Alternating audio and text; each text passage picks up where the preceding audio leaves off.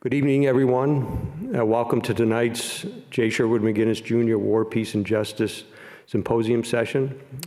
I'm Scott Buren, one of two project coordinators for the symposium project. At this time, I'd like to ask everyone to silence or turn off their phones. And at the beginning of Q&A, we have two microphones. Just raise your hand and a microphone will be brought to your seat, and go ahead and fire away your question. With that, I'd like to introduce our project director, Bill Flavin.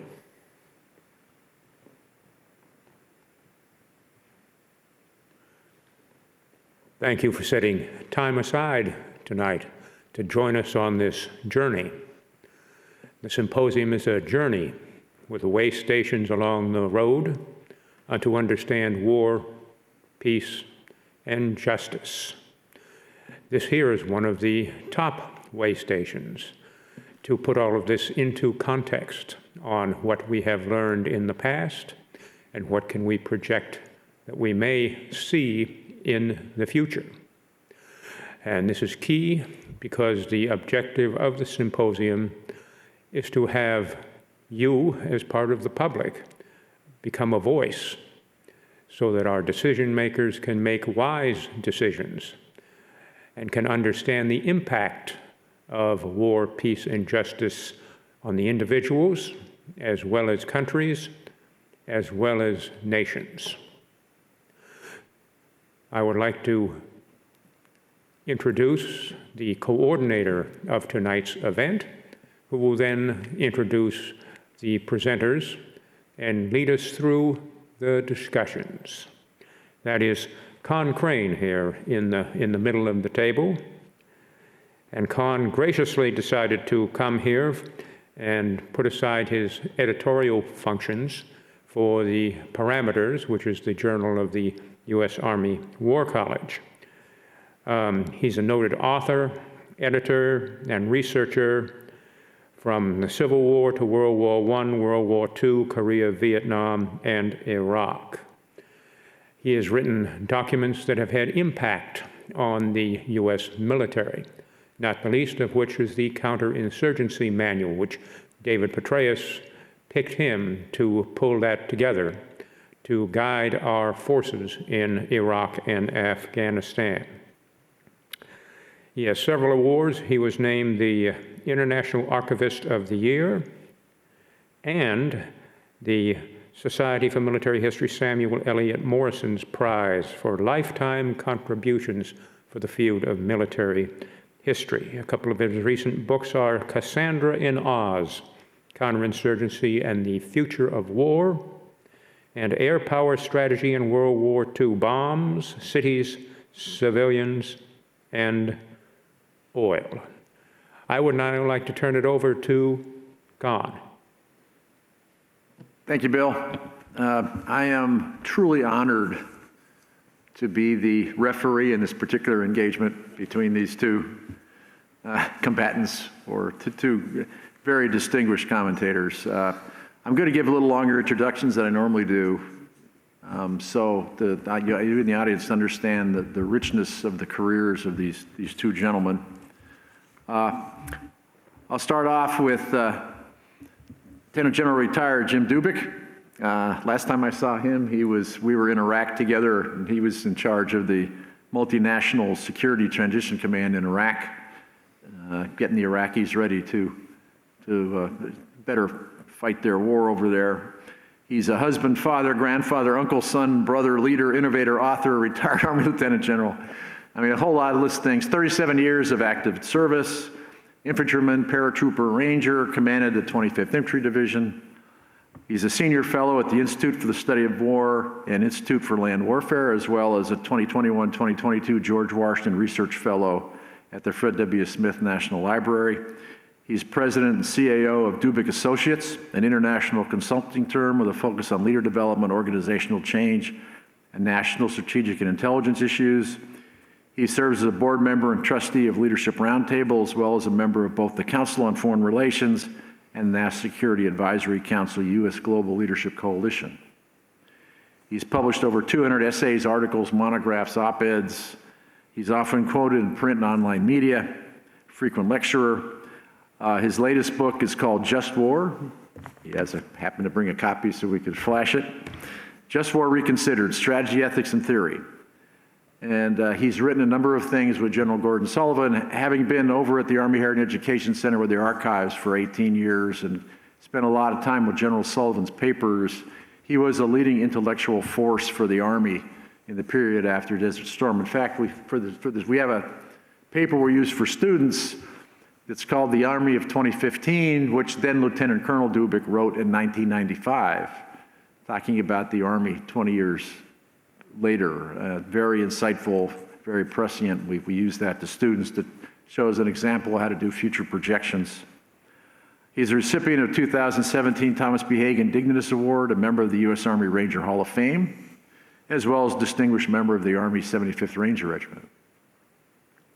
Received his Ph.D. in philosophy from Johns Hopkins, Master of Arts and Science from the Army Command and General Staff College, graduate of the Marine Corps Amphibious Warfare School, Army Command and General Staff College, and the Advanced Operational Studies Fellowship Program at the U.S. Army School of Advanced Military Studies. Completed an MIT Fellowship Program for National Security Studies, as well as executive programs in national security at Harvard's JFC School of Government and Syracuse University's Maxwell School of Citizenship and Public Affairs. I mean, when you go to a graduation, what kind of vestments do you wear? You've got so many schools and degrees. You must look like a rainbow. He's a former professor at Georgetown University's Center for Strategic Studies. 2012, 2013, he was here as a General Omar Bradley Chair in Strategic Leadership, which is co-sponsored by the Army War College and Dickinson and Penn State Law School. In addition to his family, military, scholarly, and leadership accomplishments, his bio says he's also a former ultra-marathoner.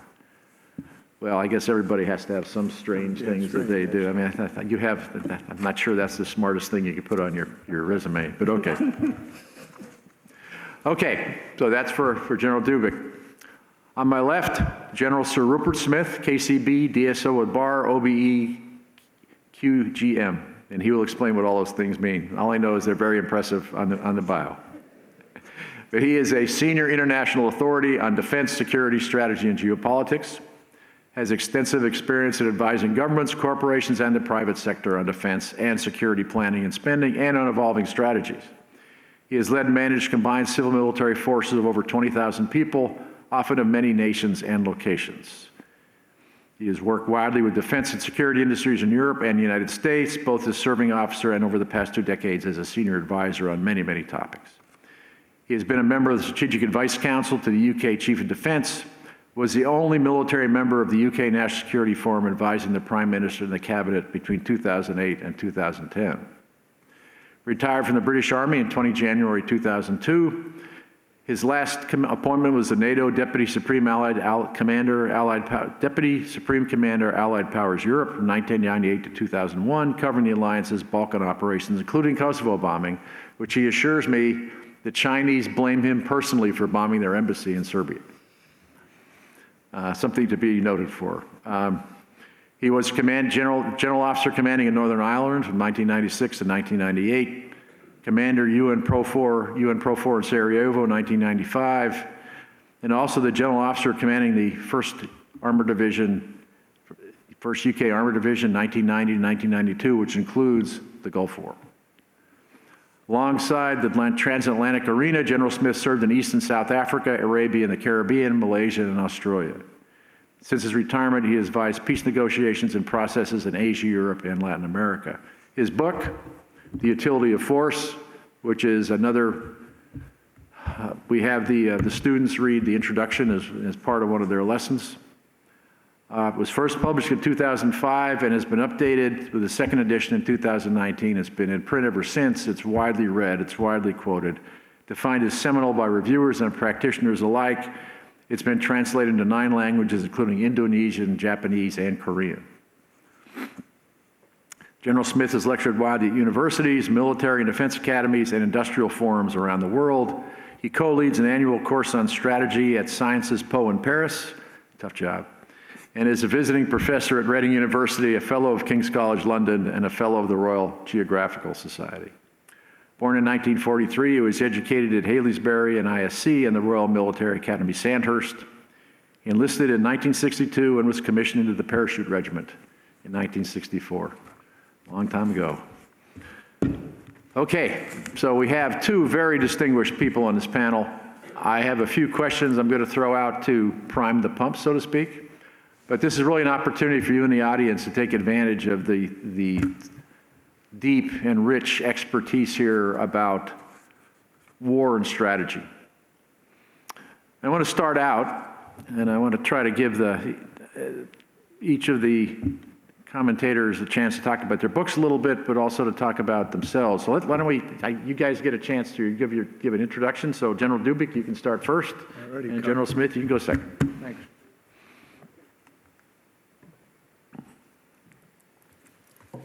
So, Con, thanks a lot for the introduction. Very kind introduction. Some of it might even be true. I'll have to check with my wife, though.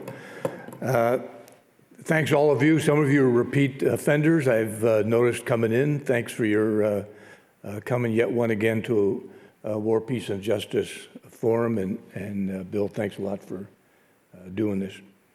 Local wars come in all kind of varieties. It should be no surprise to you if you've done any kind of reading in history.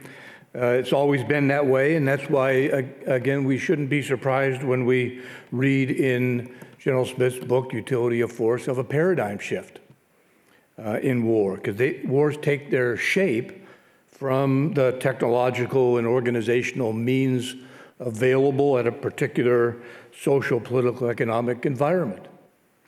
So they also take their form from the political purposes that the war is supposed to achieve. This is all, in my view, classic Clausewitz. He claims war is a chameleon, more than a true chameleon on war.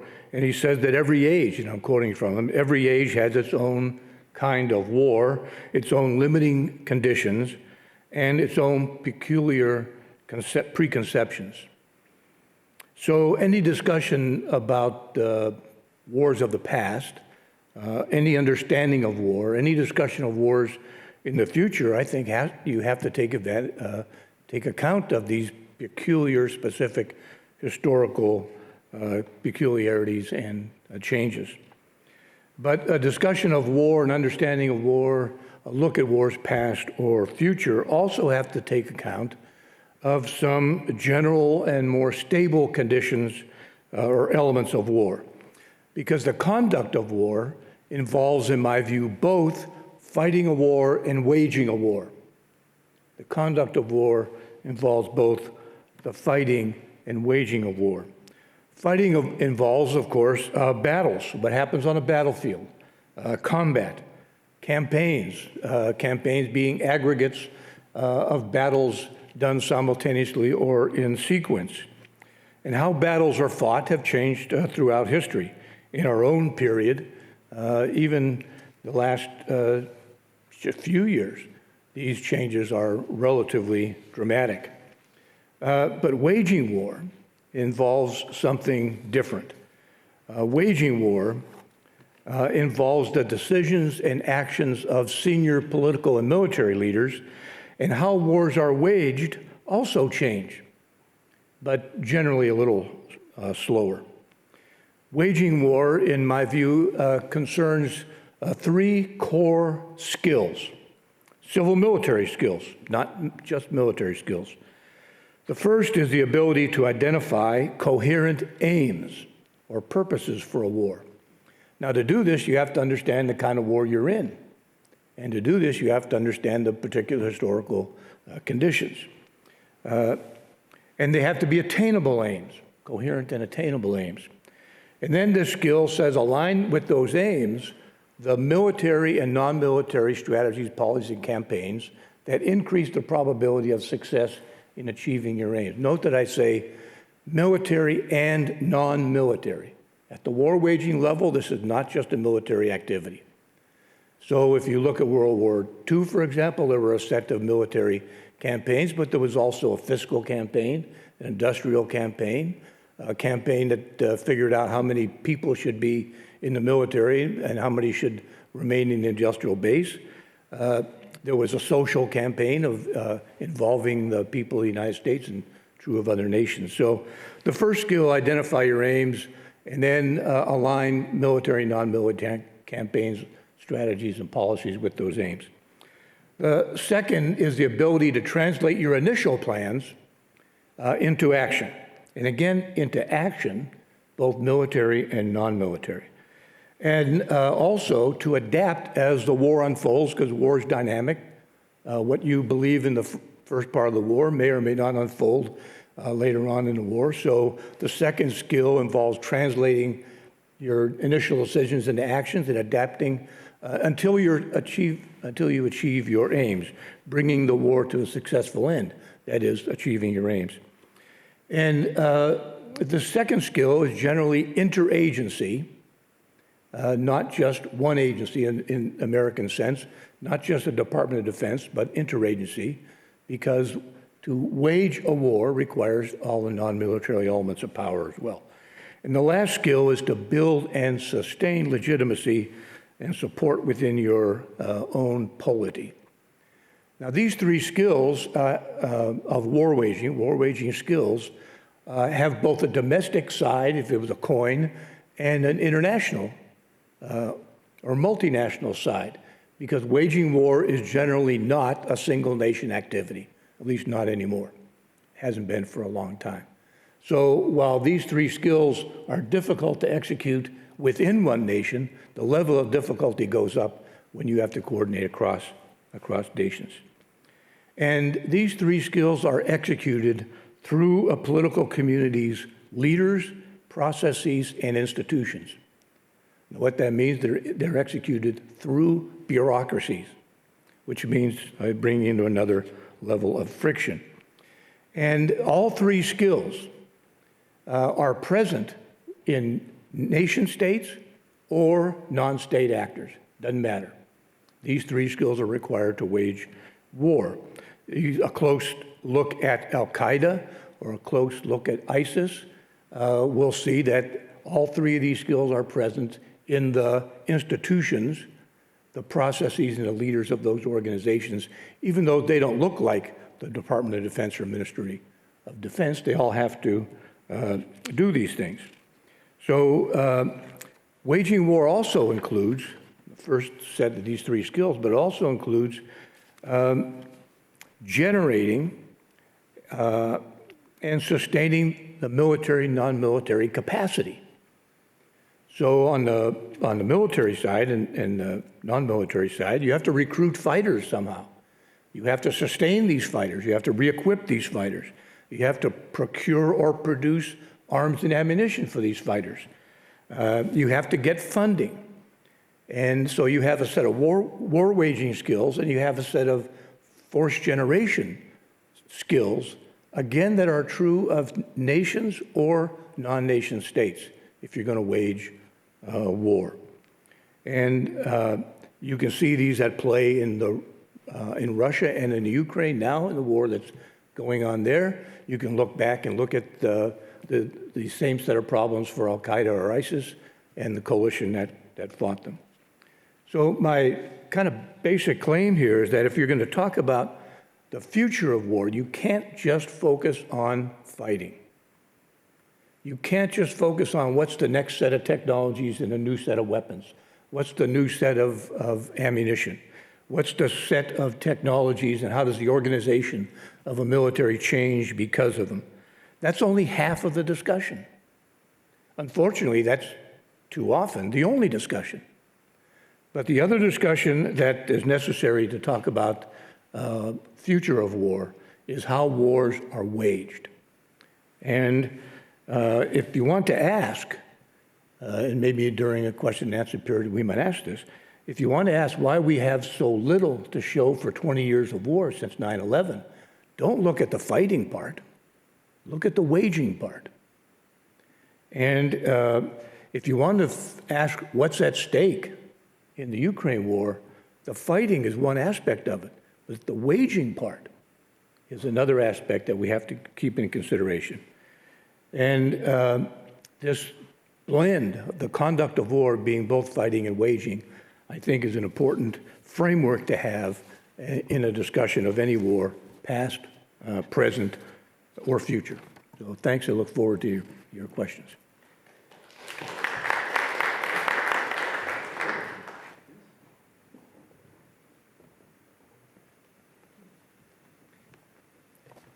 Good evening, and thank you for the introduction. And I'm delighted to see some of the people who were in the audience last night here again. And I shall try not to bore you to tears by saying precisely what I said last night. I'm going to alter the order in which I approached the argument. For those who are not there, I'm going to talk about the thesis in the book I wrote. And this thesis is based on my military service of some 40 years, of which about half was on operations or directly in support of the operation. I was in the headquarters directing it rather than actually on the ground with my boots on. Not to say I didn't wear boots or shoes at least in the headquarters. The essence of this thesis, and to pick up on what Jim was saying, starts with an understanding of war, and I will use the sainted Clausewitz yet again to explain myself. Clausewitz divided war into two. There was the nature of war and the character of war. And the nature of war, in his argument, and I agree with it, doesn't change. The nature is it's violent, awful, frightening, chancy, dangerous, etc., etc. That's the nature of war. The character of war, to follow on from Jim, is changes according to the circumstances, its object, its context, and so forth. And the book is about the character of war. It is not about the nature of war, or about battles in themselves. It is in the battles that you find the nature of war. It is the character of war that I'm discussing in the book. And to try and make this difference, I fear not always very successfully, I use the word confrontation, the political confrontation, to refer to the war, and conflict to refer to the battle. Because in my experience, the battle, the fight, the engagement can be 4 men in a ditch right up to an armoured division with a lot of other armoured divisions liberating Kuwait. They were all conflicts. They were all battles. And I've put all of that under the heading of conflict. And the interesting stage, and again, this fits with what Jim was saying, is the interface between the conflict and the confrontation. Because the confrontation provides the context for the conflict. And if violence is without a context, it becomes meaningless. It just becomes criminal, in whatever sense you want to use the word. It must have a context. And the context is the confrontation, the war. So that's the first one. To expand on that slightly, in the past, when faced with a political problem that we couldn't resolve by diplomacy, we turned to war. And the winner dictated the political solution. Now, it was never quite like that, but that was the general rationale, the logic that was followed. In the book, in The Utility of Force, we argue that this form of war, which I called industrial war, has lost its utility and has been replaced by another form or paradigm, war amongst the people. A form of war in which you cannot resolve your political confrontation directly by force of arms. The most you can do with your armed forces is to create the situation, the condition in which the resolution is achieved by other means. A form of war where you can win every fight or conflict and lose the war. an all too evident experience of the nations of this world in the last 70 years.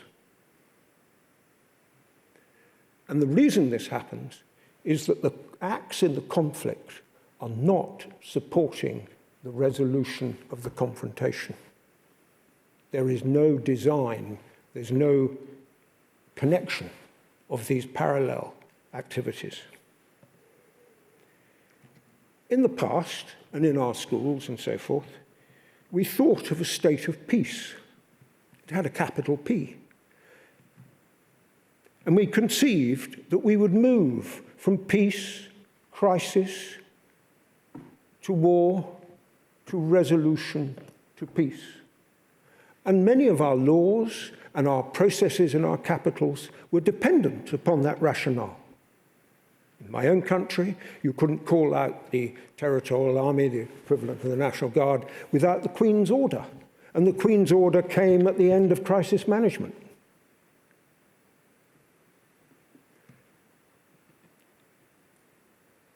As a result of this paradigm shift, our institutions of defense and security, our laws, such as calling out your reserves and so on and so forth, they're all institutions of such,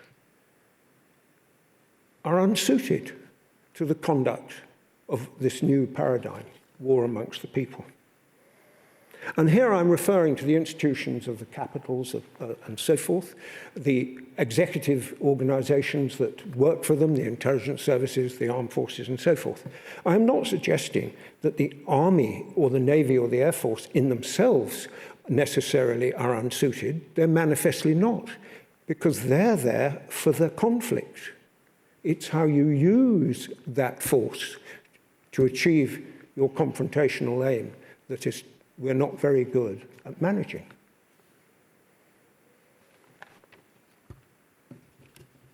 All of these institutions developed and were refined in the previous paradigm. And they're unfit for war amongst the people. They all need to change the way they think about war and learn to work in a different way. And in large measure, I observe we have yet to do so. And if you want a current example, you can watch the Kremlin struggling with the same problem.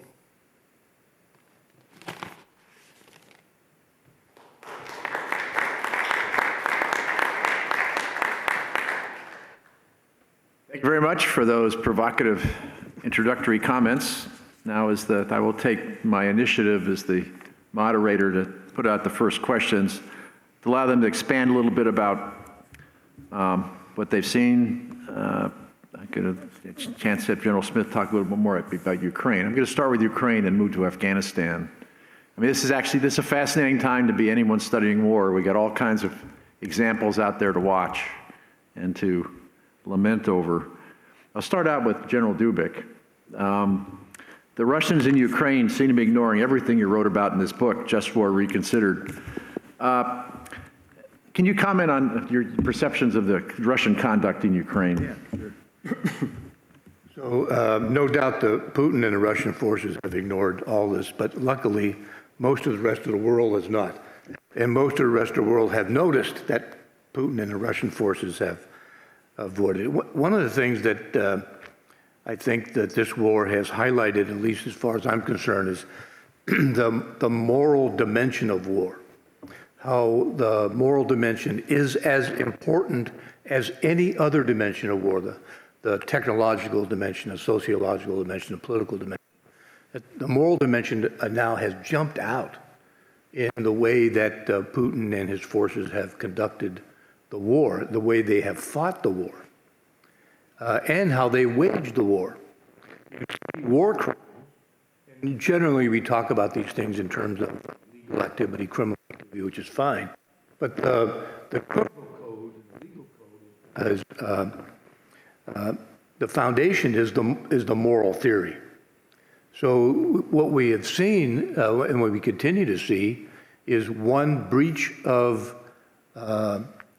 one war crime after the other, one breach of the international law governing armed forces after the other, at the tactical level, at the operational level, and even at the theater level. The policies that Putin has put in place that govern his forces in theater are themselves, many of them, war crimes. And so I think this war, among other things, has brought back to the fore the moral dimension of the use of force, which frankly I'm glad of, and confirms much of the stuff that I had written about in here. The second thing, and we'll get to this maybe a little bit later, but and we hope we can come back to it. The discussion from the Ukraine war, again, I think highlights this difference between fighting a war and waging a war. Unfortunately, most of the TV commentators and other media, print media, radio media, podcast people equate war with fighting. And so much of the attention is in what blows up, what was attacked, what bombs, what missiles, all that's important. There's no doubt about that. But this war has also brought to the fore, what's the purpose of the war? What are the strategic and grand strategic objectives of Putin? And how are they related to what he's doing? What are the strategic objectives of Zelensky and his administration? And how are those related? And what are the long-term grand strategic and strategic objectives of the United States and the rest of the NATO countries, U.S. being one? And how are they related to what the alliance is doing? So it's brought to the fore again, I think, two very important dimensions of war that maybe have been buried in the post-9/11 wars, and that is the moral dimension and the difference between fighting and waging. So I'll leave it at that for the start, because I know we'll go more than that. Okay, I'm sure there'll be some questions generated by that. So General Smith, I'll turn to Ukraine with you as well. On the surface, the Russians seem to be using the kind of war that you discount, relying heavily on heavy artillery barrages, men and machines, men and machinery in field battles. Please comment on how the recent combat in Ukraine fits with the really provocative themes of your book.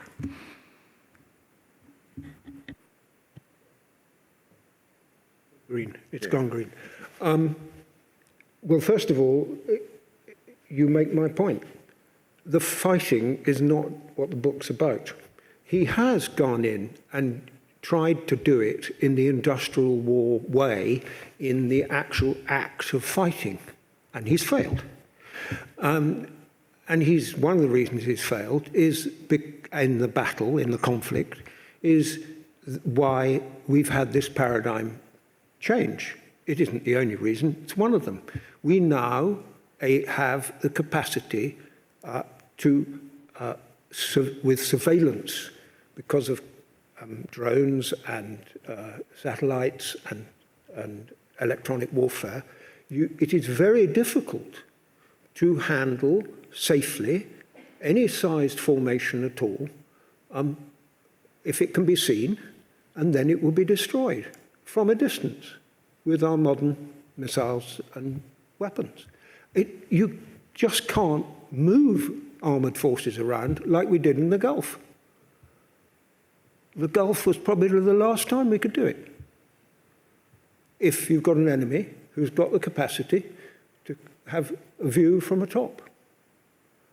And you can buy those from China for £50 on Amazon. And that's what the Ukrainians are doing. So the battle looks industrial. But actually, if you examine what Putin is doing, it isn't industrial at all. He's refused to call this anything more than a special operation. He has not mobilized his country. He's trying to do it under the carpet, but he isn't doing it formally. It isn't an industrial war for them at all. They are having great difficulty. They have no industrial base to support what they're doing. That's why they're having to buy everything from Iran. It exactly fits my argument. The conflict in Ukraine is part of a confrontation in Putin's mind between him, Russia, and the collective West, which is what he calls all of us. Uncle Sam is the big bogey at the top, but it includes NATO, the EU, and all the allies. And the Russians call it the collective West. And so we have this confrontation between us, the collective West, who at the moment are not very coordinated, we're divided in our council and so forth, but nevertheless, we are in confrontation, we are sanctioning and doing all sorts of other things, the Russians. He was in confrontation with the Ukrainians, but he sought to use armed force in the industrial way to solve his problem. The armed force was inept, failed, and it hasn't solved his problem. So I think in the basis of that side of my thesis, that's what he's doing. And we have a problem in the collective West, is that we have a stake in the Ukrainian fight to win our confrontation. And we are going to have real difficulties in our relationships with the Ukrainians when it comes to deciding what we want the end result to look like in the confrontation. And I don't see any capital beginning to handle this yet. Zelensky is. He's playing this tune about support me, etc. all the time, but that's the only capital that's active. Yeah, I just would, thank you very much. I would advise to the audience, if you have a chance to get a hold of the July-August issue of Military Review, which most of you are probably familiar with, they translated a manifesto from one of Putin's military advisors in there of how they view this confrontation in Ukraine, and it is scary. And it is an existential confrontation for them. And it's something we should read to be aware of exactly how the Russians perceive what they're doing in Ukraine and how hard this is going to be to end. Okay, so those are the easy questions. Now we'll move on to what I think are harder and more painful, at least for the American Army. And I'll give the same question to both, but I'll ask General Dubik first. I know that both these distinguished gentlemen watched the tumultuous end of American involvement in Afghanistan. So my simple question, start General Dubik first, is what went wrong there? Appreciate the very simple question. Look, I'm going to start, look at the start of the war, Con, to say the seeds of disaster were sown there, in my view. And I think if we spend time looking at the beginning and not the year by year what happens, we'll get a pretty good answer to your question. So I'll lay out three things. First, we went to war in Afghanistan in 26 days. From 9/11, the attack of 9/11, to the first boots on the ground, the invasion of Afghanistan. Now, there's no doubt about it, the Bush administration was under tremendous pressure to do something and to respond. There's absolutely no doubt about that. But 26 days is haste, not speed. And in our haste, we made some fundamental errors that I believe we never recovered from. For example, our war aims, back to waging war, our war aims were very ambiguous. Were we to defeat all terrorists and the states that support them? Well, that was one of them. That's a pretty broad war aim. Were we going to bring Al-Qaeda to justice? Well, that's a little different war aim that includes a lot more. Were we to eliminate a government and free the American people or the Afghan people? That was also stated as an aim, as a war aim. So our aims were ambiguous to begin with. And from ambiguity derives, let's just use a military term, lots of screw-ups, lots of snafus. If you're unclear of what you want to achieve, then many roads will be used to achieve them. And there was little thought. In 26 days, how could there be? Much detailed thought in what were the strategies, policies, and campaigns that would be necessary to achieve any one of those war aims, let alone all three of them. There was little discussion about what did these war aims mean before we start jumping out of airplanes and launching bullets. When that start was a very, very wrong way to approach going to war and using the lives of your citizens. Now, should we have gone to Afghanistan? No doubt about it. That's not what I'm saying. What I'm saying is how we did it and how quickly we did it set us up for ungoodness to follow. Second, then we followed this by adopting a lead nation approach to how the post-major combat operations would go.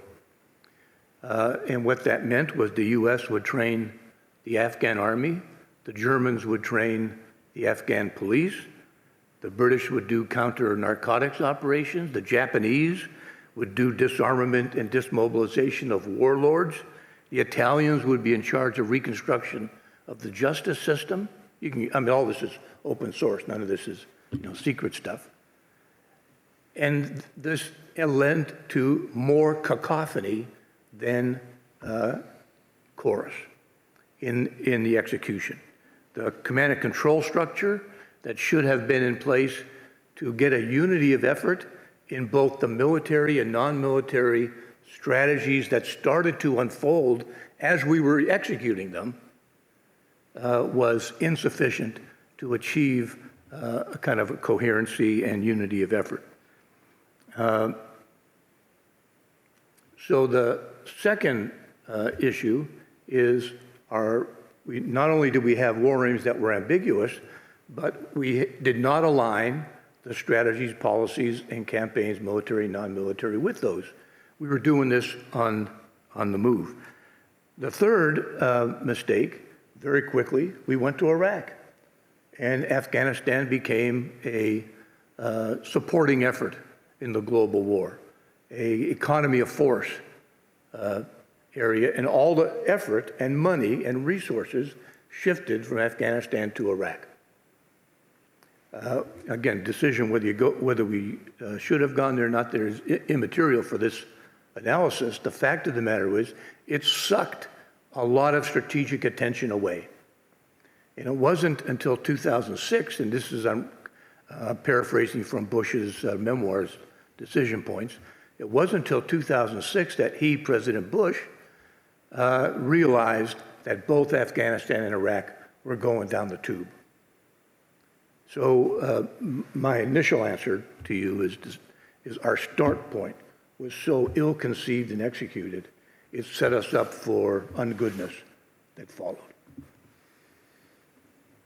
Thank you very much. Yeah, there was your third point brings to mind a great cartoon that Tolles, I know if you Tolles in the Washington Post, he does the little guys that run around the corner of his political cartoons. He had a cartoon of a bunch of American soldiers building a barn. It was like a barn building exercise, and the barn said Afghanistan, and they all had their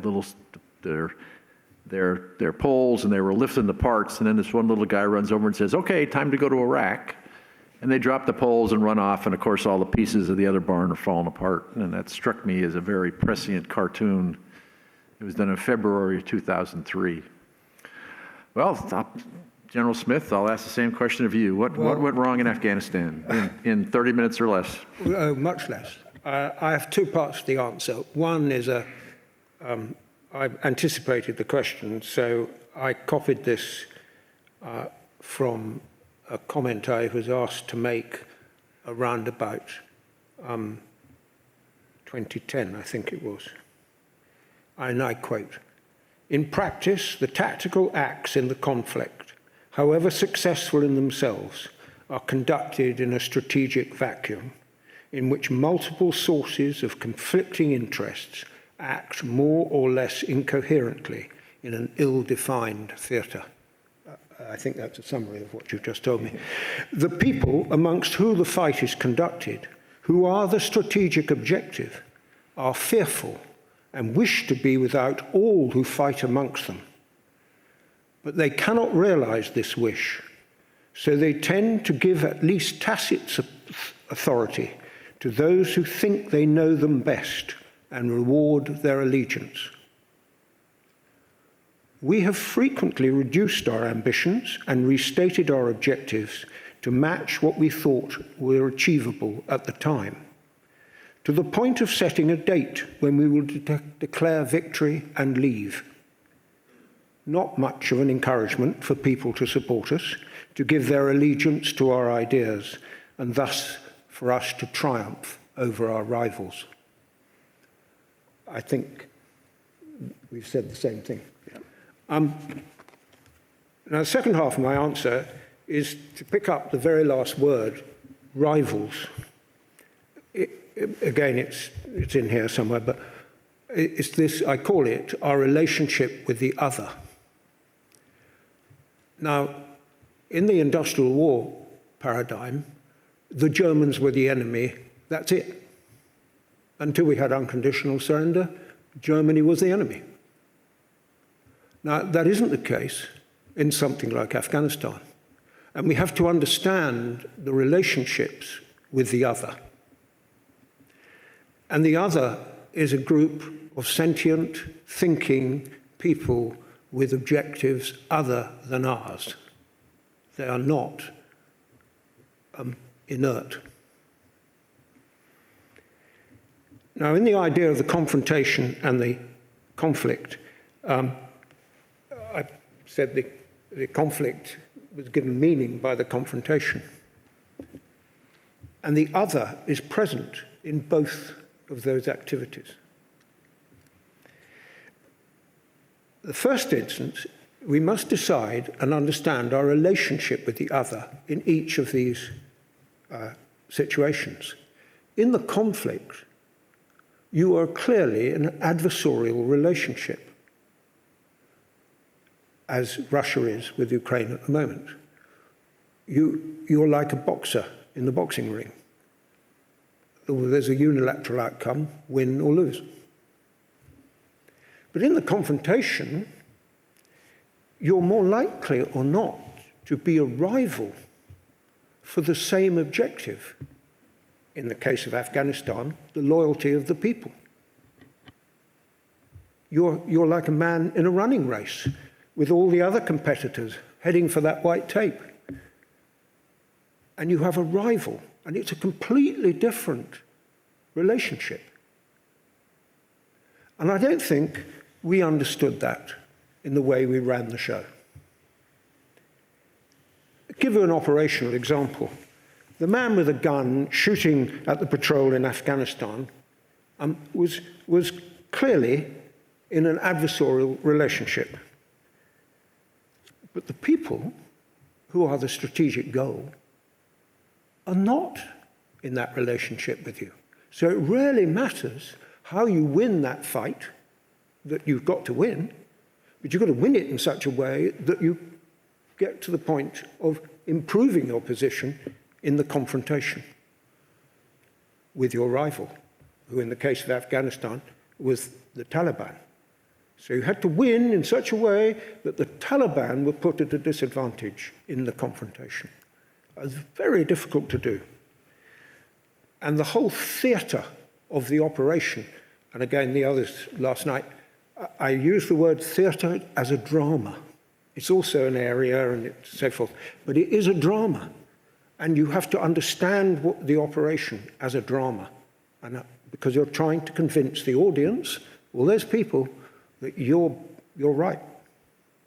You're the convincing actor on the floor. I remain to be convinced that we understood what I've just explained. And I constantly found myself asking my own, the British, if the level of the fighting is down around a company, for the uninitiated, about 100 people, heavily reinforced with airplanes and Apaches and artillery and so forth, if that's the level of the fighting, what are all the headquarters doing above that company? Do they think they're in the conflict?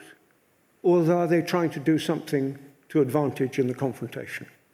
And the more I would inquire, the more I'd find that they didn't see themselves as part of the confrontation. They were managing this fight. And until we work out how to run these wars to our advantage in the confrontation, so that we and command ourselves and organize ourselves accordingly, we won't win. We'll win all the fights, but we'll lose the war again.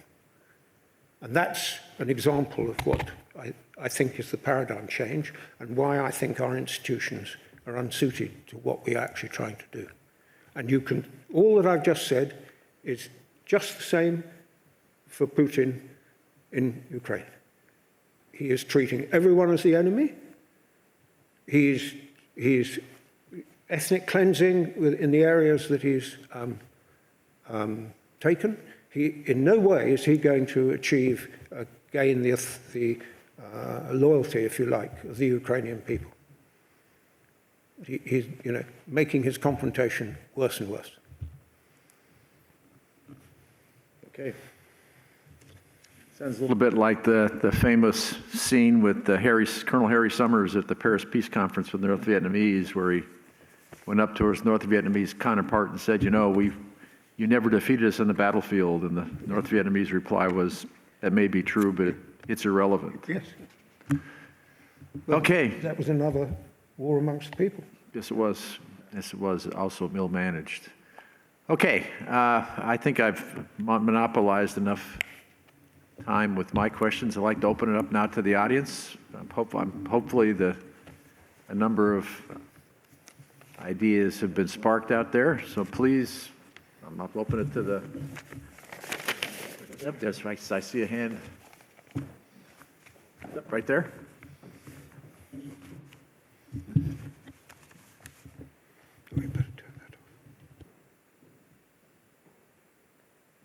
May I ask you, when you're asked your question, to make sure your microphone's pretty close by? I wear hearing aids. Most of the time they work. Sometimes they don't. So if I ask you to repeat yourself, please don't feel offended. It's not you, it's me. Is this close enough? Okay, all right. So General Smith, with the paradigm shift from the Industrial War to the war amongst the people, and you touched on a little bit when you were talking about Afghanistan, what does the resolution of the confrontation look like in the war amongst the people?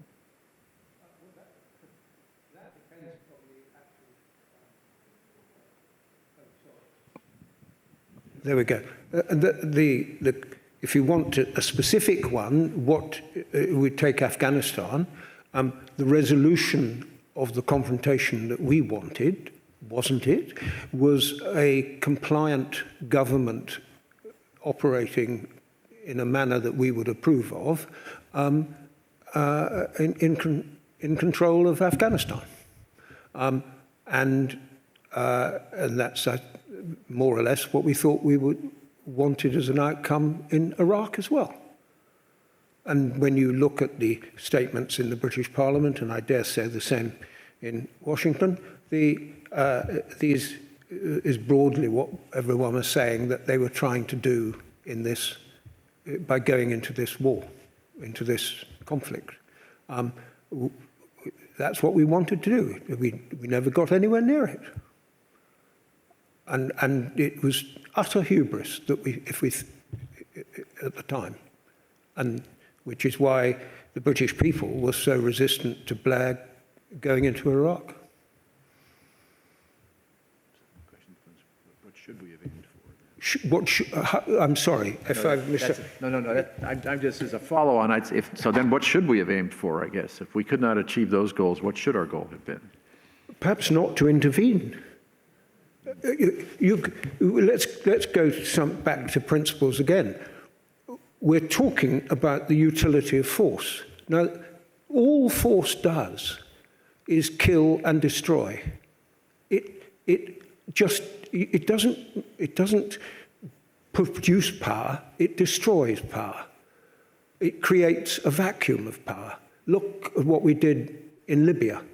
Gaddafi gets murdered because of what we were doing, and there is another 8 years of utter chaos. Violence only destroys, it doesn't make. And so the more you are making these considerations to what you're doing, if your end state is this desirable vision or whatever you want to call it, then ask yourself at the next step, what have I got to destroy to get there? And that almost always it's nothing. Think of another way. And if it is to destroy something, it's right at the beginning. Think of it like an architectural development. You want the wrecking crews to come in, but they don't just lay waste. They have to lay waste according to what's going to be built there and where the drains are going to go and so on and so forth. So they have to know what the outcome is, even if you're right at the beginning with the JCBs tearing it down. And there's the very first question after you've said, I think it'd be a good idea to have those people over there govern themselves like we do. Well, if you assume that's a good idea, then the next question is, who have I got to kill to make it happen? And it's quite difficult to answer that in any positive way at all. Look at Mr. Putin.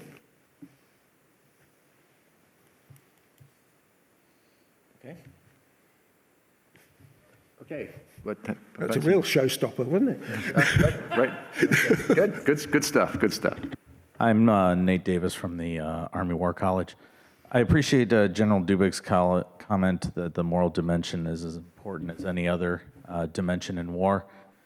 I think that Vladimir Putin is starting to realize that he may not get the choice of when and how this war terminates.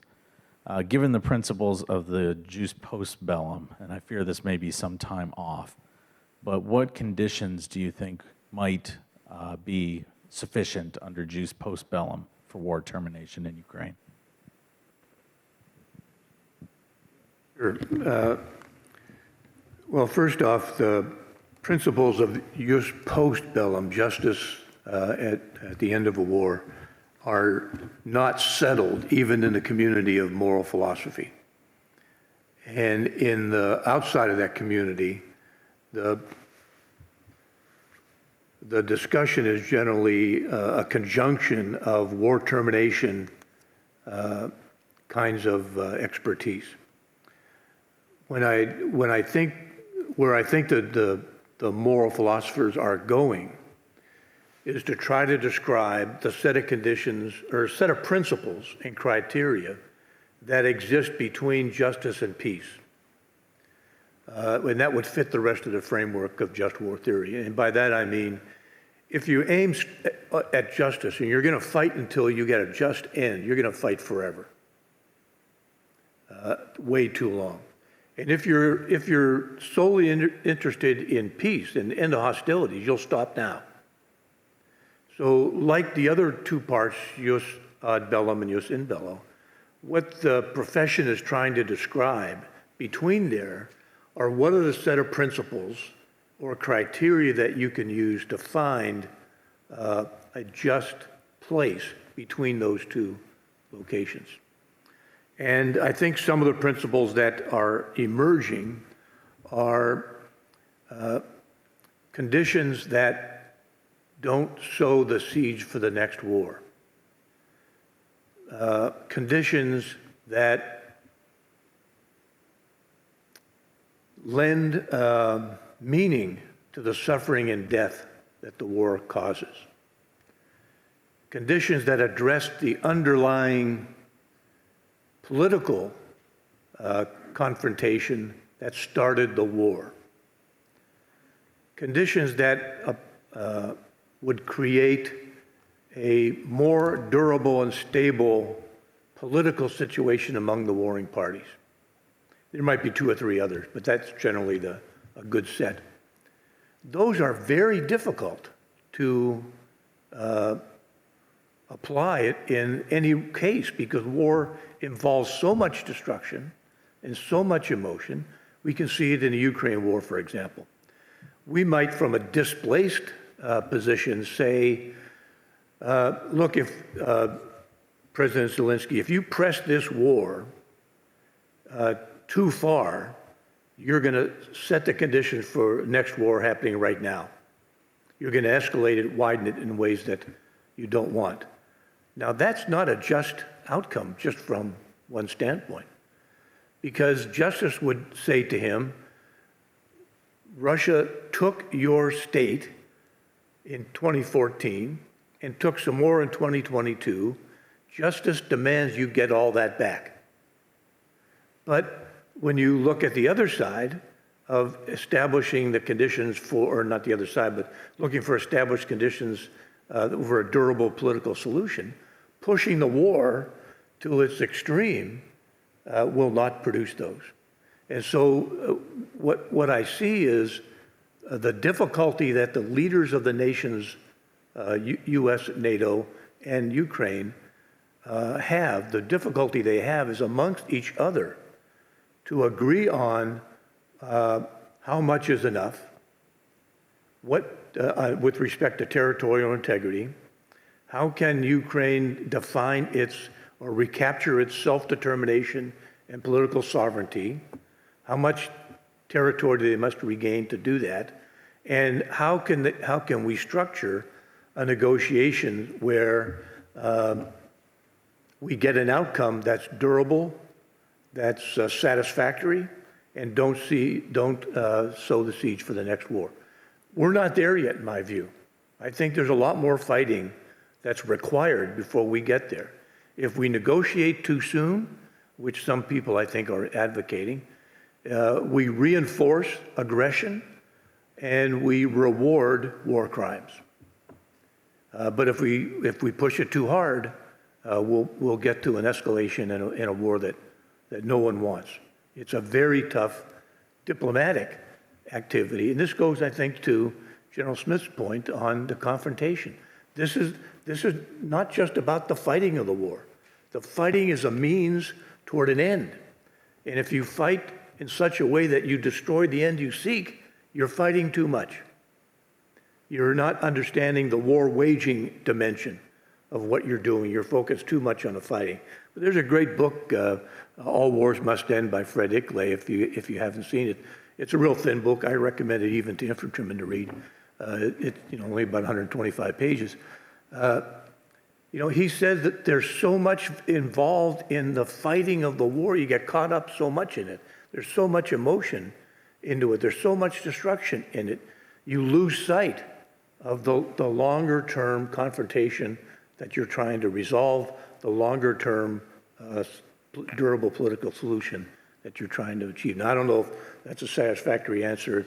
It may be the best I can do for it. General Smith, you want to comment on how you see the Ukraine war ending? Not really, no. Yeah. It's a very I would add that I've been I was in Rhodesia as it became Zimbabwe in the very early 80s, and I was the general commanding in Northern Ireland when the Good Friday Agreement was signed, and all the period of the operations and negotiations beforehand. And I think on that experience, as a general principles, and drawing particularly on the Zimbabwean experience, where you had three armies, the two guerrilla armies and the Rhodesian army, which was 88% African, all armed and all in the same space of the territory of the country. The first priority of this end state is that there is one single authority for the use of armed force, and that authority is controlling all the weapons. And until you reach that stage, it's too easy for some splinter activity to start to take you back into some form of conflict. The second is the establishment of law and order to one, again, legal authority, because that has been absent throughout this period of war. And the third is the development, as quickly as you can, of a viable economic activity, again, within the legal regulations of the state. So you can start to collect taxes and so on and so forth. There has to be some economic activity. And then there will be places that are outside this, unable to benefit from this economic activity, and they must be fed and secured until the economy reaches them. And those were the four sort of guiding principles as we went through that very interesting 3.5 years. Yeah, I think that the most, I'm not sure what the right word would be, I guess the sobering comment from this exchange is the fact that we probably won't get a just peace in Ukraine. We will get the choice is either a peace or continued war, really. You probably won't get justice, it sounds like. I'd like to put it a little different way. I agree with the substance of your comment, but look, I like Aristotle. I'm not really a Plato kind of guy. And Plato is a person who sets up ideal standards. This is the ideal solution. The world of the forms has ideal solutions. The real world has none. That's why I like Aristotle.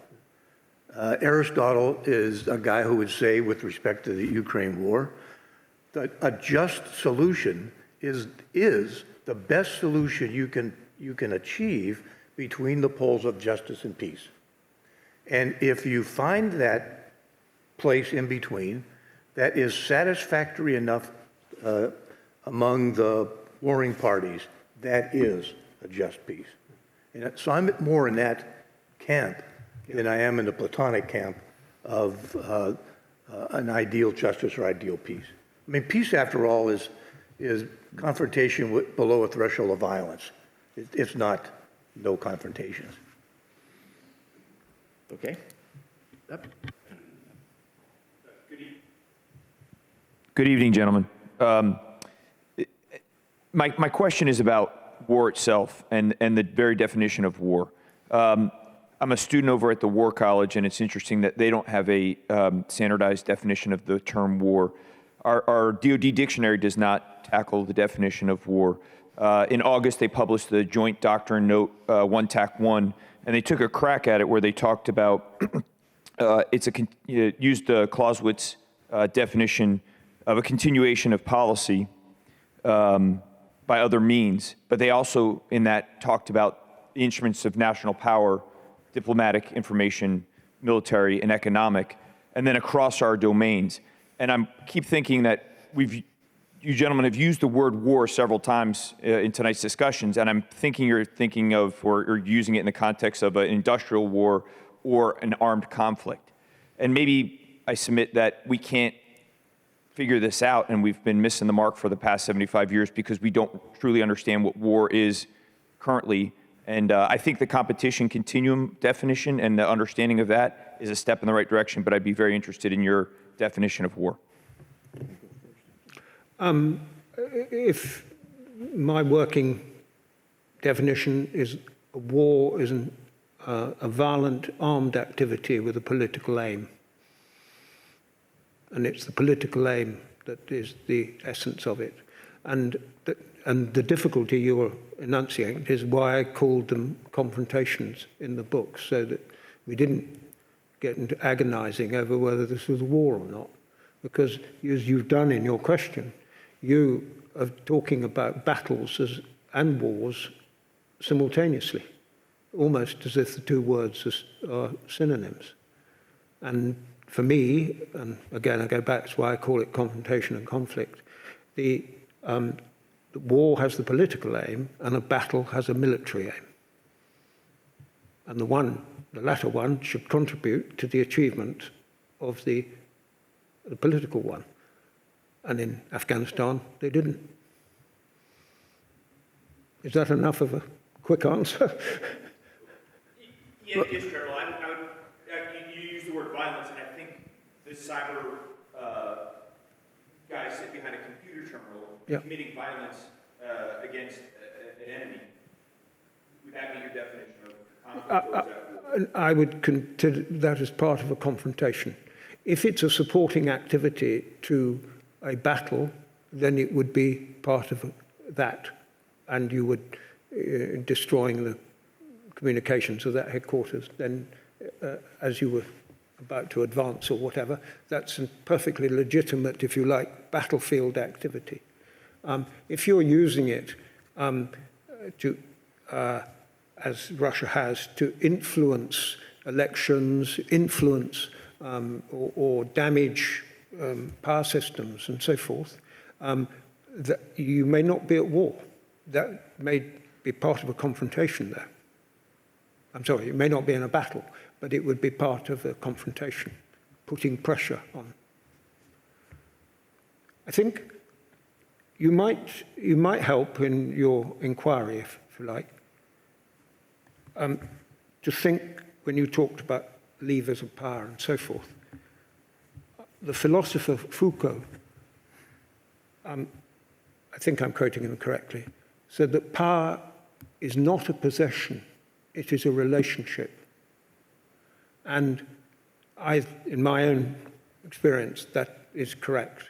And you can list your inventory of weapons and the other side's inventory of weapons, but it's actually how you employ them in the relationship you have that is significant. And in war, confrontation, you don't necessarily use your power in the same way as you might in a battle. So I'm going to answer it in, I already told you I like Aristotle, so I'm sorry about that. But in one of his writings, he talks about degrees of certainty. And he said, look, you have to adopt the right degree of certainty based on the phenomena that you're studying. You won't get arithmetic certainty in the study of ethics, for example. And I think this has something to say to us in our understanding of war. War, the nature of war, the ontology of war is uncertainty. And so to search for a degree of certainty that, unfortunately, the U.S. Army doctrine writers search for, may be a fool's errand. Maybe you're not going to get a perfect answer, but you're going to get an answer that's good enough to have an argument about on this particular case. So, I did my work with TRADOC. I've done my share of doctrine writing and got the T-shirt and all that. But I wouldn't spend a whole lot of time searching beyond about a 90% solution to an understanding of war. And I agree basically with General Smith's approach. I like Clausewitz's approach. Neither approach will give you litmus paper to sprinkle over a case to say, yeah, this is war, this is not. But if you have a good enough definition and you have the right set of minds arguing about applying that definition, you'll do well enough, I think, in the real world. Yeah, say that most of what cyber does is espionage and not war. Though, I think it goes to the point, if the state wants to call it war, it becomes war. I mean, a lot of it is, whatever you want to call it. Other questions? We have one over here, and we have one here, too. We have two.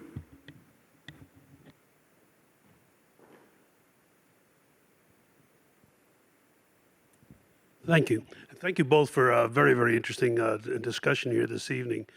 So you both have talked about this disconnect. General Dubik, you talked about this disconnect between waging a war and fighting a war, and General Smith, you talked about the disconnect between confrontation and conflict, and you seem to be talking about structural disconnects.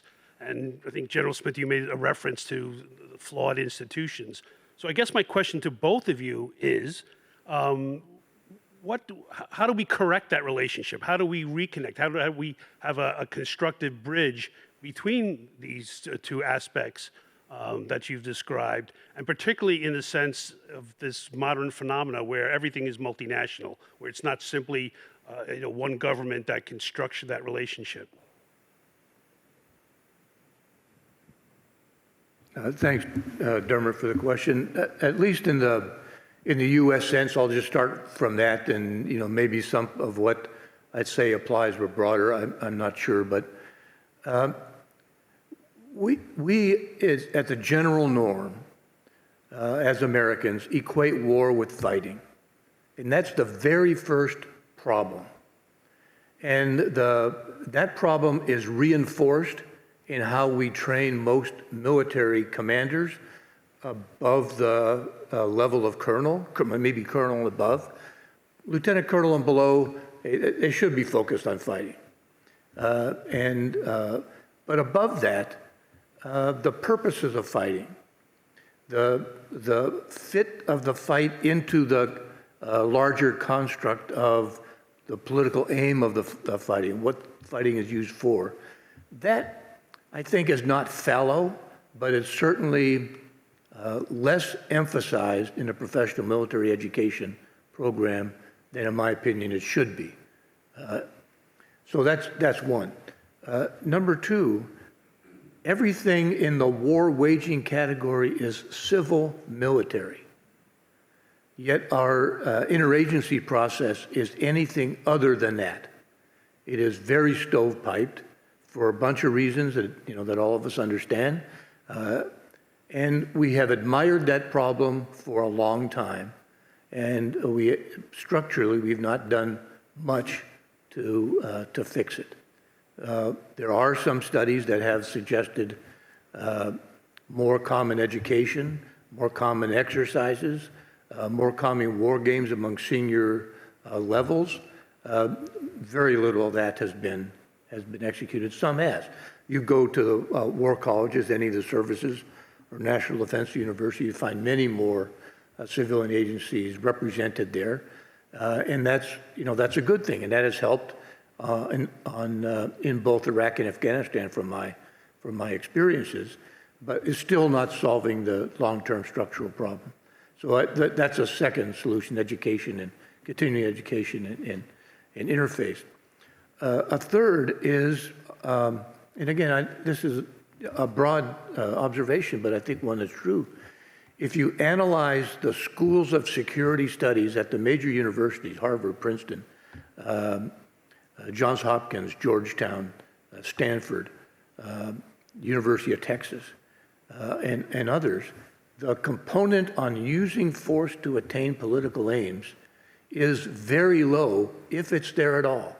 The study of international relations, study of foreign policy, the study of military history at the very superficial level, it's there, but not at the level that is sufficient to understand the civilian requirements in the conduct of war. So I think those are some structural problems, at least in the United States, that we could address. And again, a little bit there. I'm involved. I don't know if I told you this, but I'm involved in a program through the Institute for the Study of War called the Hertog War Studies Program. And this is a longitudinal program to take rising seniors and recent graduates who are interested in national security and take them through a very intensive program on military history, the theory and practice of war in a summer, and then continuing education twice a year after that. We have 200 students that have graduated, 30% of which are in state or defense or in an intel agency, a think tank. And that's another program that, again, is trying to get at the structural gap you're talking about. But I think we need more of that rather than less. especially in a future where waging war in very complex situations, using force to help solve confrontations is more common than not. The paradigm that General Smith talks about of war is fighting, that's gone. That's just not here anymore. So I think there's more to do. I don't know, sir, if you have any more.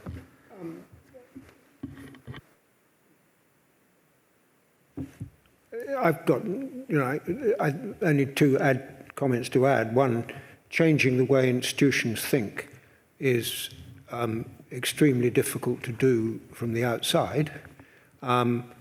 They tend to only change when they're frightened enough. Look at the evidence of the First or Second World Wars. And we very quickly changed all these things. And then that was put in a box and called World War II, and we went back to where we were. And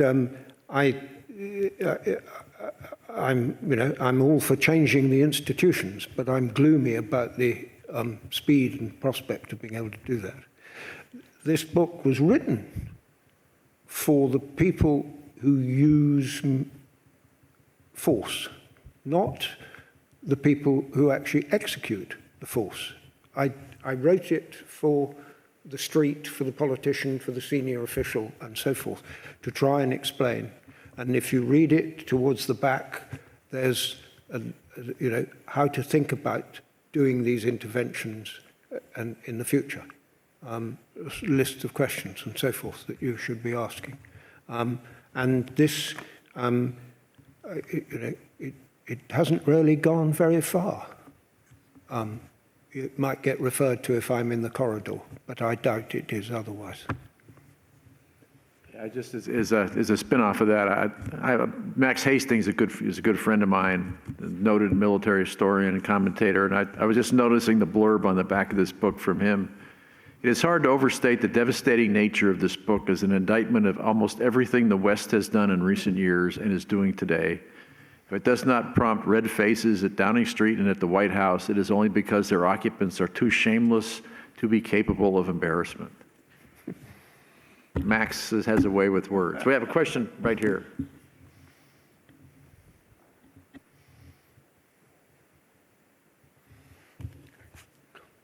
Forgotten he'd written that. Thank you. I was interested in talking a little bit more about the paradigm of war among the people. And specifically, I was thinking, what is the role, what do you guys see the role of diplomacy in the mix? And I kind of look at it where you have three integrated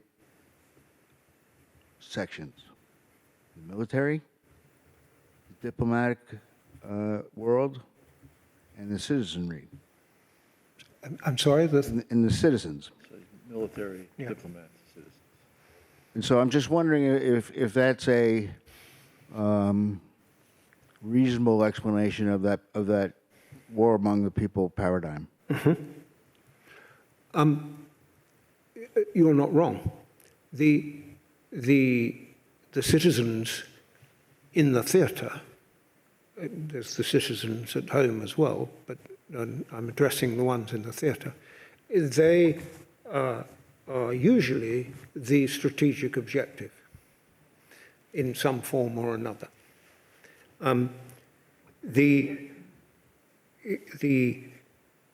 I have this concept in here which I call the level of the fight. And you must examine in the particular circumstances at what level in organizational and terms is the fight actually taking place. And if you looked at Afghanistan or Iraq, except on very specific occasions, it's generally down at about 100 men, heavily reinforced. And it doesn't get any bigger. Now, armies are still organized, and we salute each other, and we get carpets in our offices, and we're paid on a structure of World War II industrial war. And we deploy these masses of people, but that isn't how they're employed. So the first thing as a commander, you need to sit down and actually understand at what level the fight is and who's actually doing the commanding the fighting on the ground.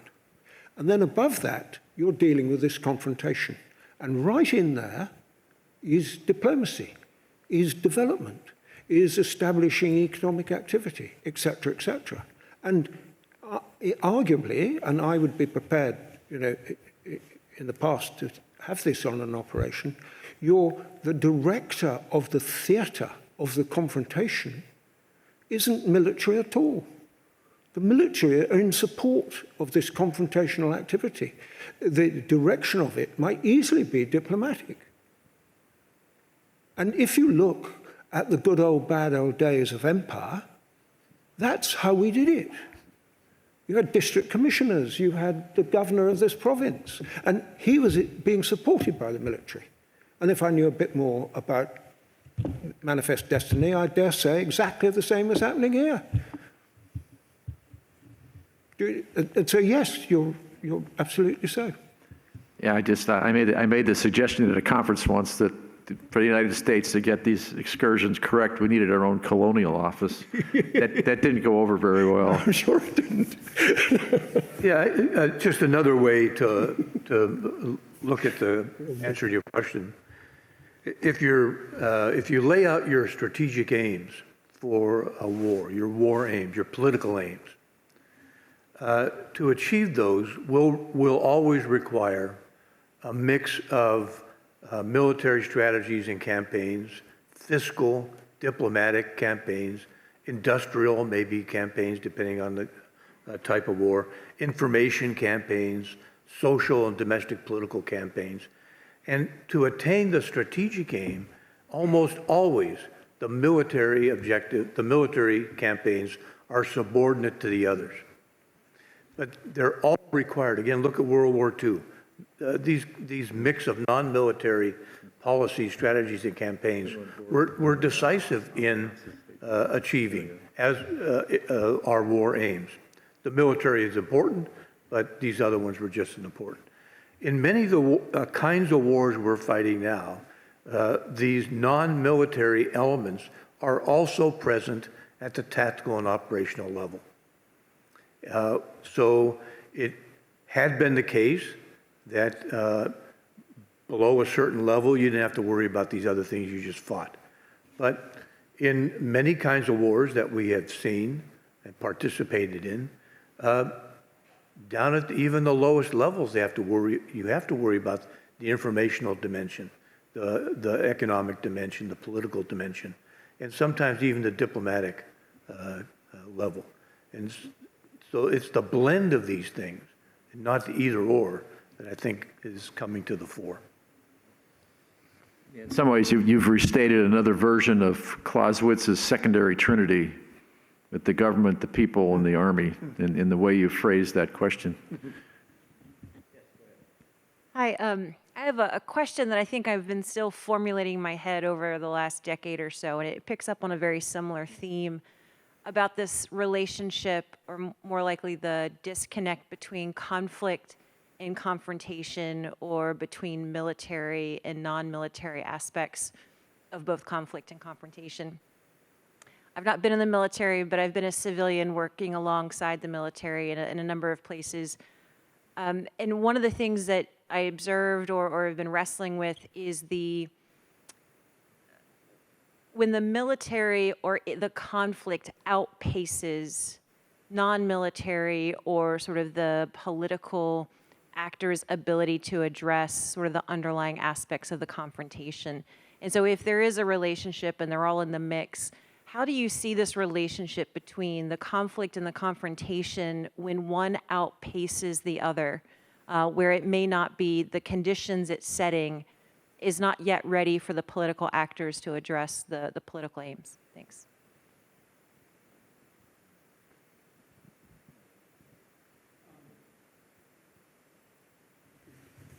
It's a very, very good question.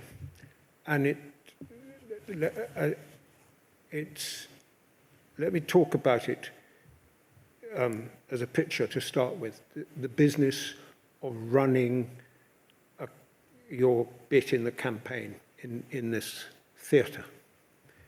And I'm stealing out of here, but imagine a Roman amphitheatre, seats all up just like you, and there's the pit in the middle with the dust and so forth. And I, the commander,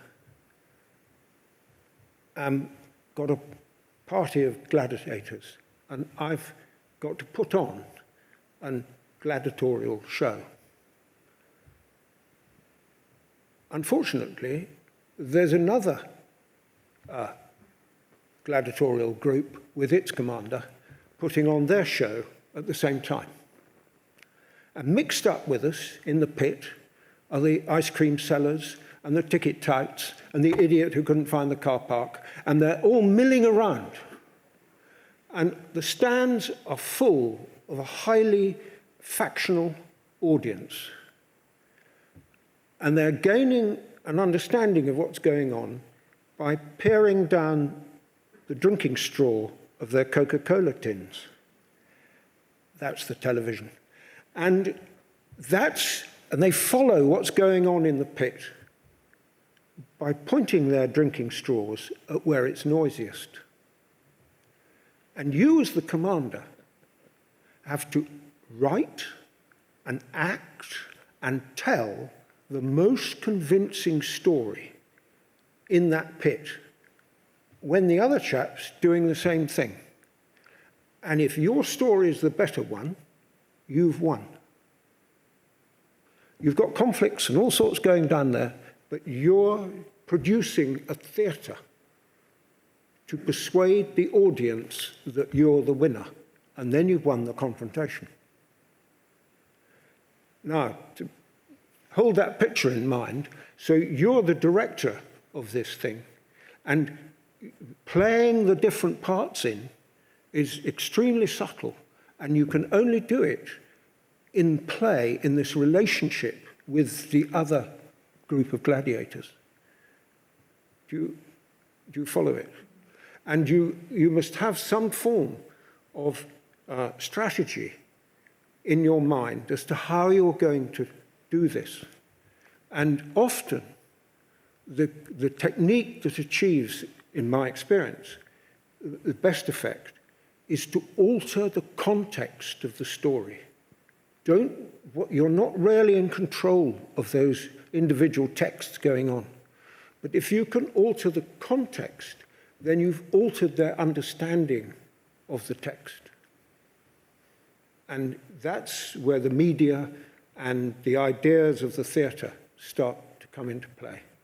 And all of that must be brought to play if you want to win in that pit on the ground. And your diplomats, your aid people, and all the rest of it are very much part of the act. And it's very difficult for the civilian agencies when the military are there. The military are huge. They're providing all the transport, the security, the food, and so forth. They dominate the whole thing, and you're a guest. And you represent an organization with a completely different logic, different rationale, and commanders need to be extremely accommodating and sensitive and helpful to these other groups of people. I don't see how you can avoid having the military, because that's the thing you've got hanging about. You don't have spare embassies and hospitals and things that are just there waiting to be deployed. So the military will always be the bearer system, but they shouldn't necessarily be in charge. Thank you. But you focus a lot, though. It sounds like you're talking about the importance of the narrative. Creating a. That's what you're writing, and you must produce one, and your media and so forth. It's terribly important how you do that. I'm having flashbacks of being in the hand-to-hand pit in the 2nd Ranger Battalion, so I'm not really able to elevate my thinking beyond that right now.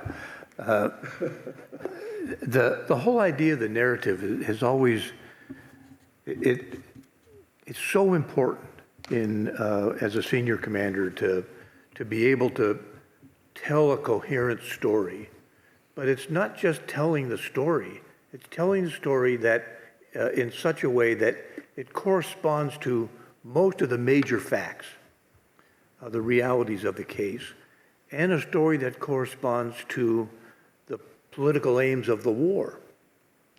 And a story that's coherent, or that's consistent, but not also coherent with the realities and the purposes, is not as good as a story that is coherent. It's a complicated thing. I've not really put my arms around it, even though I've had responsibilities to construct these stories several times. I'm not sure how well I did. And it's particularly, in Wars Amongst the People, it's particularly complex because there's so many audiences.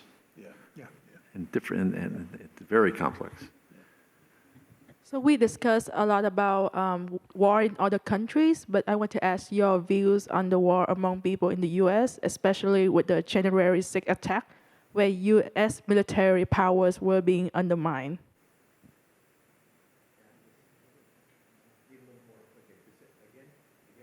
Yes, so I want to ask your views about the war among people in the U.S., among Americans, and specifically the January 6th attack on Capitol, where U.S. military power was being undermined. Yeah, no, I got it now. Thank you. Society that is at war with itself is not a society that's going to succeed in a war external to itself. And it's a very complicated and very difficult situation to be for this country. I mean, if we have such diversity of opinion and that we can't agree on aims for, let's just use Ukraine, then we're not going to succeed in helping the Ukrainians achieve their war aims, and we're not going to succeed in the important confrontations this war that provide the context for this war. So it's not just the Ukraine war, Russia versus Ukraine. There's also a context that is global. Up for grabs is the kind of world security arrangement that we have, very much dependent on how this war comes out. There's also a context of the countries of Europe, their relationship with one another, and the transatlantic relationship. That's going to be affected by how this war turns out. And if inside the United States, we are so partisan that we can't have a nonpartisan foreign policy, there's no way we're going to have a nonpartisan set of strategic aims, and we'll be cast adrift. And we will be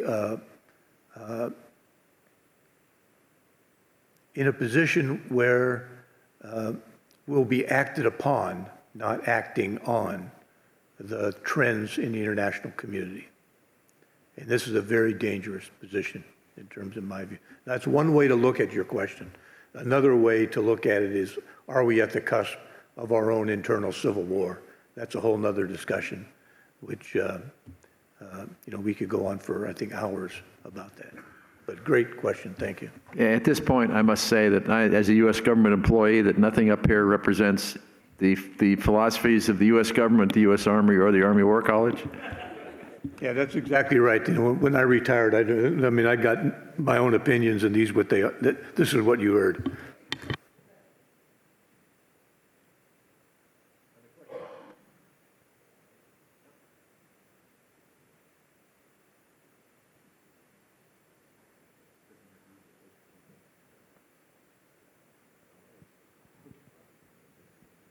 So I think that represented a good segue into something that we were talking about last night, but I want to come back to that because you both addressed this, but that's the strategic objectives associated with what's going on in the Ukraine right now. And so I think there was a discussion that, well, we think Zelensky's probably got it about right. I mean, it's national survival, and he's just trying to get all he can from the U.S. and NATO. We're not sure that Putin is on track. But then, just as this last discussion here, sir, in terms of the U.S. being able to conduct a nonpartisan campaign and how critical it is from a global perspective, from a transatlantic perspective. So I wondered if you could take a crack at what you think the U.S. nonpartisan strategic objective should be in this conflict. And then perhaps, General Rupert, you could answer the same question from a NATO perspective. And what should they do? Because I think my thought is that the resolution, and I think this was brought up earlier too, is more likely to be forced on Ukraine by perhaps the U.S. and NATO than it is going to be decided on the battlefield. Well, I will take a crack at it. I don't think forced is the right word. I think that I hope there's some mutual agreement toward a realistic end rather than being forced to it. But I did anticipate the question, and I brought a couple PowerPoint slides, as a matter of fact, that I used in a presentation weeks ago. So I don't know where Scott went. Scott, are you here somewhere? Oh, yeah, there you are. Okay. Oh, they're up there. Okay, so this is, back to your question, this is my interpretation of what the objectives may be based on how the contenders have acted since the beginning of the war. This is, again, my 2 cents, and I'll stand by it for a little while, but I'm not going to follow my sword over it. Let me talk about the framework for a minute. Grand strategic, those are political aims that cross more than one theater, and there's the theater of war is Ukraine. Strategic are political aims within the theater of Ukraine. And Ukraine is actually a sub-theater, because it could be called Europe, the strategic theater. Ukraine is a sub-theater. Operational are just the campaigns, and again, military, non-military, and battles are individual actions. So I'm going to go from the top down, even though most of our media works from the bottom up. And I'll make a couple of claims about this stuff, and then I'll turn it over to General Smith, who can, kind of correct me on my own interpretation here. Look, I think in terms of Russia, they're in red. This is all, I'm an Army guy, so red is the enemy.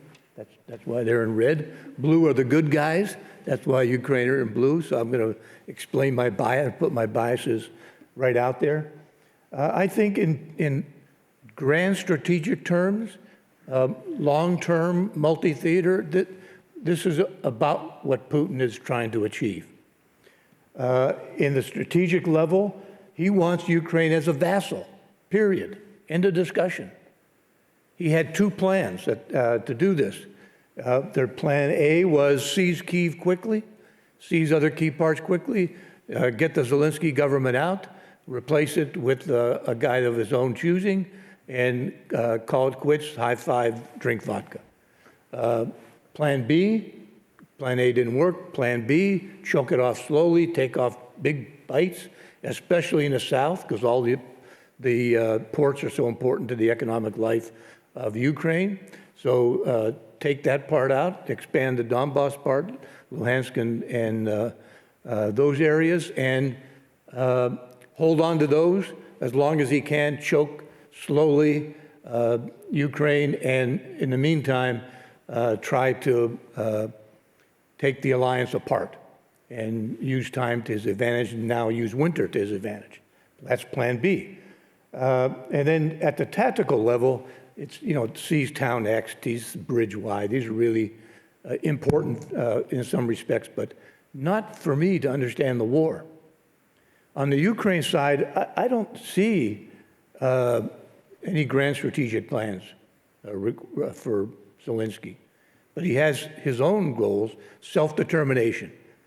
and regain the self-determination and as much of the political sovereignty and territorial integrity as he can. And if he can't do that, negotiate from a position of strength, which is that he doesn't have that position yet, my view.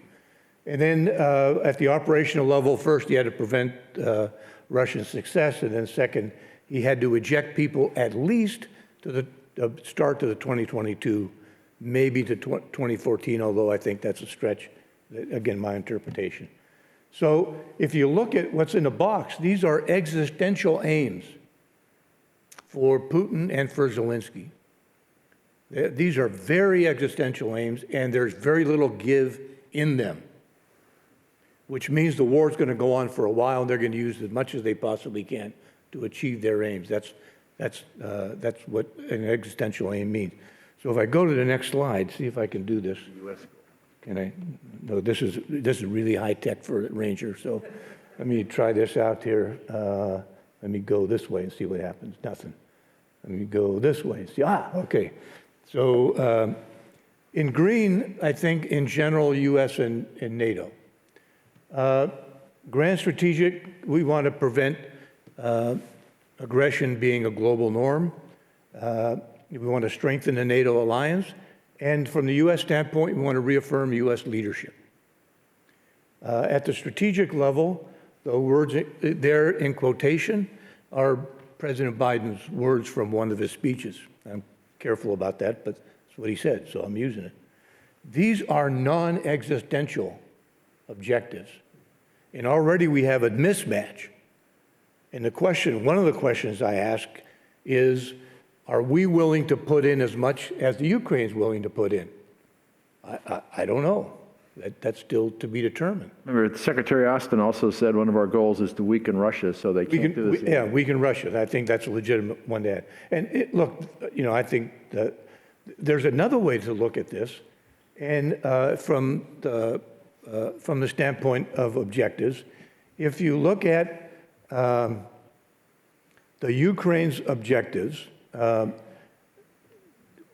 we are in fact, U.S. and NATO are in fact the logistics sustainment for that effort. We stop, they end. It's just that simple.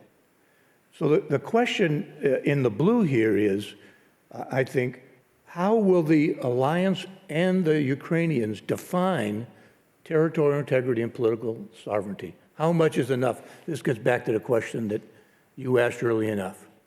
If you push the answer to its limits, back to 2014, I want it all or I'm not, then I think we may be setting up. But that definition, the agreement on what exactly that is not set. We as a alliance have not answered that question yet. So besides the mismatch in existential and non-existential aims, we have a potential lack of understanding of coherence in what the central war aims for the Ukraine are. And I think those are really difficult. Now, and this is where I'll apply General Smith's words, and I hope I get them right enough. If not, I know we'll get them right. Above the confrontation is above the operational level. And these things have to be solved. The fighting itself will not solve these things. Even when the fighting's over, we're going to still have Putin and his and we're not going to get rid of Putin. I'm sorry, I'm kind of negative on this, but I don't think that Russia's going to fall under some collapse of protests and oligarchs now turning liberal on us. I don't think any of that's going to happen. We're going to have Putin at the end, and those are not going to go away. So we've got to solve that in a different way. The fighting is not going to solve it. The fighting will help, but it will not solve it. The fighting will not solve all of the problems with self-determination and political sovereignty, because I don't think the fighting will answer those fully. And this is back between peace and justice. So this is how I viewed it. I brought these because you asked a question last night, and nothing up my sleeve, but I figured maybe you'd be here today. And so I at least throw my 2 cents out there for everybody to throw grenades at now, because now I'm in the pit ready to wrestle with everybody else. With 8 minutes left in our time. I agree with everything, the analysis and so on. And it's particularly that it's in Russia's interest at the moment to play it long and to drag this out for as long as they can. And I don't suggest we're going necessarily to a Korean situation, but that would be the sort of thing that might appeal to them. For me, the strategic objectives should be something like a Ukraine viable and secure within its borders. And that probably means some form of copper-bottomed acknowledgement that they will be in the European Union, if not NATO. And we, the collective West, are going to have to get our heads round what we're prepared to do to achieve some security there. That we have Russia within its borders with some semblance of security. It's a previous point. They're going to be there.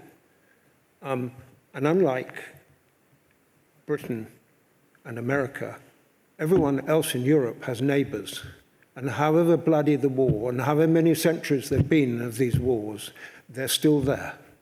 And they go on having to live together. And we, the Anglo-Saxons, have trouble in understanding this neighbors' relationship that exists in Europe. And we're going to, the collective West have got to get our heads around that too, if we're to leave Russia in a reasonable state of peace with us. We must reinforce NATO and the European Union in two ways. Delighted to bring in the Swedes and the Finns, but Turkey's a problem. And we're going to have to handle Turkey, who is intimately involved in this war, confrontation, conflict, particularly because they sit on the straits. And that, I don't see the capitals getting their heads around that either. And Europeans have got to break their dependency on Russian energy. They've gone a long way, but this winter is going to be bloody. And until that dependency is broken, we won't be able to establish a new security relationship with Russia. And then we've got to do something about re-establishing the world order. Do we want to quote Wordsworth, do we want to have the good old rule, the simple plan, that they should take who have the power and they should keep who can, or do we want some law? Because that's the question that Putin has posed us. And if we're going to do climate change and 100 other global problems that we're going to have to be dealt with, I don't want the Wordsworth solution. I'd like some law. And we haven't got it anymore. Well, with those enlightening and illuminating comments and depressing, we've got about 5 minutes left, so I guess we probably have time for one more question up here. Okay, right here. Go ahead. This might be a little bit long, so if it can't be answered briefly. I don't want to keep you guys here. But so, General Dubik, you talked about how, with bringing it back to the beginning of this, like the failures in Afghanistan, the past 20 years, the waging of war has not really been done well, if at all. How do you see the waging of war changing as we move forward? We know Putin hasn't learned, but will people learn? Will we learn how to do it correctly? I don't know the answer to that, but I do think that the current administration has done way better thinking through this war, the Ukraine war, and its support to the Ukraine war, than it had in ending the war in Afghanistan. I don't know if that's an example of them learning or an example of accidental improvement. I'm not on the inside of administrations, so I don't know. But from the outside, the attempt to align military and non-military strategies with what I think is the grand strategic objectives of the United States and NATO seem to be better aligned than they have been in the case of Afghanistan. So maybe that's a sign to be hopeful. I don't know, but that's how I see that. I'd only add or emphasize the multinational aspect of this. We don't do these things on our own anymore. We occasionally, but very rarely. The Falklands being the only case I can think of in my experience. And so the waging war has got to be conceived of or accepted at a multinational level. Otherwise, what happens is you get, like was described in Afghanistan, you get national fiefdoms, each doing their own thing. And that doesn't work at all. I think we'll see in the future how this definition of the end of the Ukraine war gets worked out among the allies and then between the allies and the Ukraine administration. I think that'll be a very good indicator of whether we've learned something or not. So I'm kind of watching that very carefully, and it's difficult. I mean, NATO's not a bloc. NATO's a set of nations, each of which is a separate entity, a sovereign, with its own internal demands that the leaders have to meet for their own citizenry. The United States is the same way. The Zelensky administration the same way. So these are like complex Rubik's cubes that keep moving, they keep changing colors. So it's a difficult set of diplomatic and leadership discussions that are going to work this out. How it gets worked out is related to how the battles turn out on the ground, but it's not one for one. If the Ukrainians win sufficient battles, but the set of nations haven't made this agreement, it may not turn out as well as it could have. So it's both getting the fighting right and having the fighting serve what the leaders have agreed to in terms of the strategic and grand strategic aims. It's not an easy task. It's a good time to be retired. I can say that. And then Putin is hoping that winter and the midterm elections are going to change his conditions. I think we're out of time. So I'll turn it back to Scott. It's been a fascinating discussion. I thank everyone for their great questions, really. Appreciate it. We, on behalf of the J. Sherwood McGinnis Jr. War, Peace, and Justice Project, would like to thank the three wise men seated before us. Thank you for a wonderful and insightful and enlightening discussion. To the gentleman who asked the last question, I would like to ask a rhetorical question on behalf of the symposium. What do you as Americans expect from the expenditure of national treasure and blood? And I think you need to make your voice heard. I think it's a responsibility of every citizen in the civil-military dialogue that has to occur and should be occurring to a greater degree. I would, just a few highlights of upcoming events. Tomorrow we'll have another session. The format will be generally the same tomorrow evening, beginning at 6 p.m. at the Cumberland County Historical Society, Todd Hall. It begins with a social hour, followed by, in general, same format, but I guarantee the discussion will probably be very different from what it was like tonight based on questions and audience participation. So please join us again on this journey. As our project director said, this is a long journey, and we want everybody in the community to partake in that. This is just one way station on this journey to understand the nature of war and the consequences of war. Next week, we take a break. We ask that you honor our veterans for Remembrance Day, Armistice Day, Veterans Day, which is on the 11th of November.